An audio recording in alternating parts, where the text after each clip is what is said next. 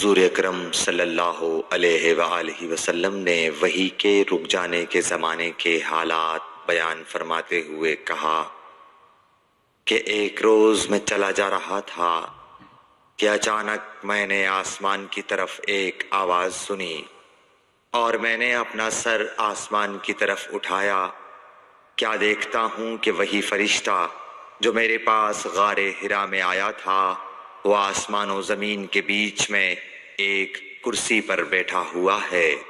میں اس سے ڈر گیا اور گھر آنے پر میں نے پھر کمبل اوڑھنے کی خواہش ظاہر کی۔ اس وقت اللہ پاک کی طرف سے یہ آیات نازل ہوئیں، اے لحاف اوڑھ کر لیٹنے والے، اٹھ کھڑا ہو اور لوگوں کو عذاب الہی سے ڈرا، اور اپنے رب کی بڑائی بیان کر، اور اپنے کپڑوں کو پاک صاف رکھ اور گندگی سے دور رہ۔ اس کے بعد وہی تیزی کے ساتھ پے در پے آنے لگی۔ صحیح بخاری حدیث نمبر 4۔